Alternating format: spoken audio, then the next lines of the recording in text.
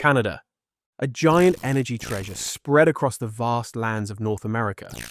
With its oil, natural gas, and minerals, it was like a safety cushion for the United States economy. Canada, we'll see what happens with Canada, but the people of Canada would be paying less than half of the tax.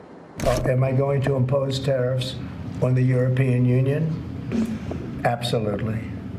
Recently, when U.S. President Donald Trump imposed and then suspended tariffs on all Canadian products. But lately, things have been changing.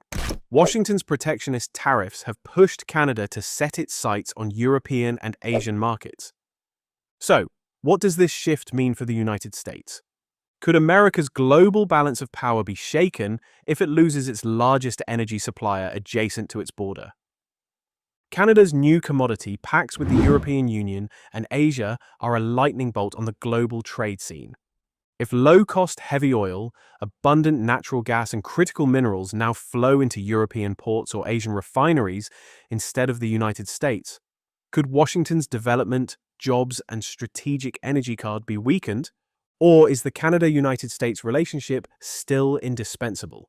With answers to these questions, we will explore the global implications of Canada's energy revolution. Global energy markets have witnessed significant changes in recent years. Canada, with its rich oil and natural gas reserves, is at the center of these changes. Energy trade, especially with the United States, is critical to the economies of both countries. Tariffs, and it seems like that's moving along very rapidly. We've been mistreated very badly by many countries, not just Canada and Mexico. After a one-month hiatus, United States President Donald Trump has announced that he will impose a 25% tariff on Canadian goods next week. This is prompting Canada to look to the European Union and Asian markets to diversify its energy exports. Canada is the largest source of United States energy imports and the second largest destination for United States energy exports, behind Mexico. Energy is an important component of trade between Canada and the United States. Although the United States is the world's largest producer of oil and gas, it increasingly relies on its northern neighbor to supply much-needed heavy crude oil to refineries and keep power flowing to households and industry. In fact, the growth in Canadian imports is a key factor reducing America's dependence on OPEC countries, as the country accounts for more than 50% of United States oil imports. Meanwhile, almost all natural gas coming into the United States comes from Canada, which is also America's primary supplier of electricity and important minerals such as uranium. This makes Canada an indispensable partner for United States energy security and price stability. So, why is Canada turning to the European Union and Asian markets? President Trump's threat of 25% tariffs on Canadian imports and 10% on Canadian oil has upended one of the world's closest and largest free trade zones. Canadian politicians have expressed surprise at the sudden hostile stance from Washington. But at the same time, it has sparked greater interest in Canada to connect with the rest of the world. As part of its trade diversification strategy, Canada aims to increase its non-United States exports by 50% by 2025. In this context, the European Union and Asian markets offer great potential for Canada. The European Union is one of the world's largest economies and Canada's second largest trading partner. The Canada-European Union Comprehensive Economic and Trade Agreement, CETA, offers Canadian businesses preferential access to the European Union and excellent opportunities for growth in the European Union. Canada's wide-ranging trade agreement with the European Union offers what observers say is the best opportunity for Canadian businesses to reduce their dependence on the United States market. The Comprehensive Economic and Trade Agreement was signed in 2016 by Prime Minister Justin Trudeau and European Union officials. A year later, it came to provisional application for full ratification, which is still pending. The agreement eliminated tariffs on almost all goods moving across the Atlantic. It also covers many services and seeks to harmonize regulations through regular consultations. Canadian and European companies can bid for contracts at all levels of government in Canada and the European Union's 27 member states, opening a potential market worth $3.3 trillion to Canadian businesses. Part of the problem is that the agreement faces opposition in parts of Europe, which has delayed its ratification. As some parts fall under national jurisdiction, CETA must be ratified by every European Union member state. So far, 10 countries, including Italy, Ireland, and Poland, have yet to sign.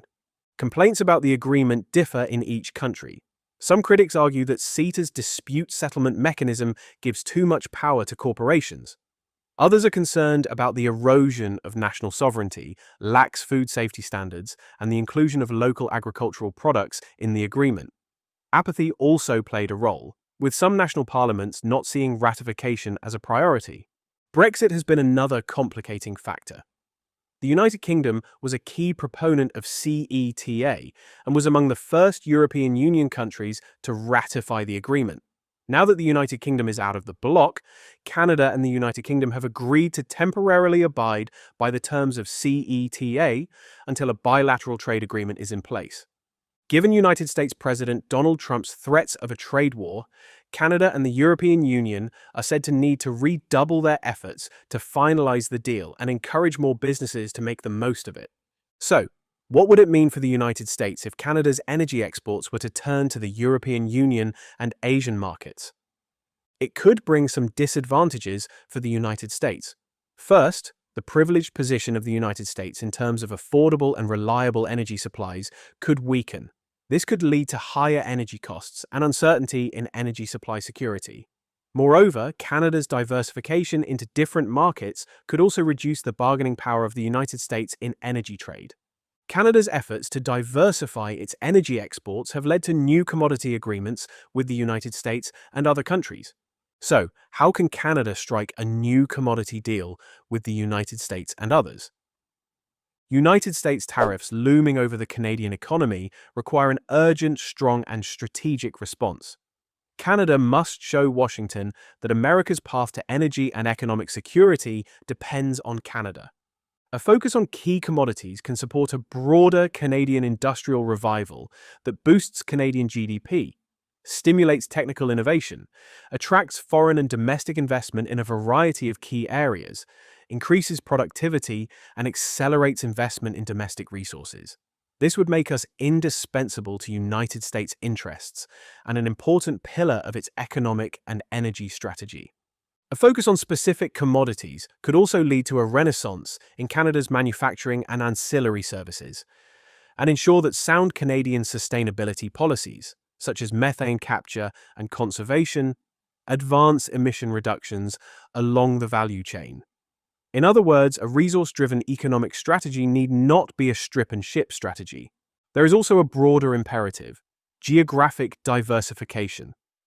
The 25% tariffs imposed by the United States on all steel and aluminum imports from Canada and other countries underscore the urgency of finding new markets. Resource expansion would further de-risk large-scale commodity projects and increase Canadian exports of agriculture, materials, and energy to Asia and Europe. Over time, this could open the door to more trade with many of the world's largest and fastest-growing countries. Washington already recognizes Canada's resource strength. The decision to impose a 10% tariff on Canadian energy, compared to 25% on other commodities, was a tacit acknowledgement by the United States of the strategic importance of resources to American interests. So, how does Canadian oil and gas support United States domestic and foreign energy strategies? Canadian exports of oil, gas, and electricity strengthen United States energy reserves, lower consumer costs, and support America's goals of expanding international energy exports to global allies. The deep north-south integration of the North American energy infrastructure means that efforts to diversify away from Canada would be costly and time-consuming. Despite being a net exporter of oil and natural gas, the United States wants to help Europe and allied Asian countries reduce their dependence on less friendly energy sources, while meeting its growing domestic demand. American reserves are plentiful, but energy-intensive data centers to power artificial intelligence and other technologies are straining capacity. Stable Canadian energy production can contribute to United States supply through integrated pipelines and grids. This would give the United States a cushion to export oil and natural gas to global allies without raising prices at the pump for domestic consumers. Canadian oil could halt United States' efforts to become the de facto global swing oil supplier. Canada's share of United States crude oil imports has increased significantly and represents 24% of United States oil consumption. Cross-border pipelines deliver heavy crude oil directly to United States refineries specifically designed to process it.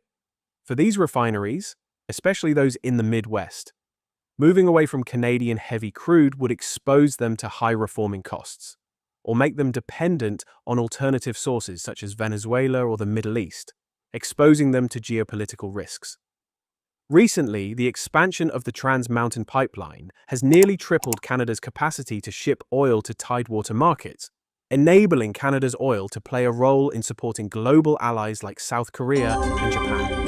Canadian natural gas can help America ensure abundant domestic supplies and free up space for exports to allies in Europe and Asia. According to the United States Energy Information Association, higher United States natural gas demand is expected to outpace supply growth over the next 2 years. In addition, demand from data centers and production restructuring could further strain natural gas power generation. Canadian natural gas is well positioned to meet supply gaps and already accounts for 9% of total United States natural gas consumption and has the capacity to expand further. Canada is also poised to become a major liquefied natural gas supplier and is uniquely positioned to export energy to strategic Asian allies. With 6 West Coast LNG projects proposed and under construction, including LNG Canada Phase 1 coming online this year, Canada is estimated to have a total export capacity of 6.26 billion cubic feet per day. This proposed capacity would put Canada among the top 5 global LNG exporters at current levels. So, what role does Canada play in the United States energy future? Low-cost and clean Canadian electricity can power many United States endeavors, including artificial intelligence, advanced manufacturing, and high-tech products. Although the United States generates most of its own electricity, Canadian sources keep the lights on and costs low in many United States states. New projects, such as Hydro-Quebec's Hertel New York power line, aim to provide 20% of New York City's electricity needs, further boosting electricity exports and saving residents an estimated $17 billion in electricity costs over the next 3 decades. With more than 30 cross-border transmission lines connecting Canadian provinces to United States states, Canada is crucial for ensuring cross-border grid security and is a potential source of incremental generation. For example, the rapid growth of AI technology, a United States strategic priority, is expected to drive a sharp increase in electricity consumption from United States data centers, which are estimated to account for 12% of total United States consumption by 2028, compared to 4.4% in 2023. Canada's strategic move could be more than just an economic choice. It could be a step that could change the geopolitical balance.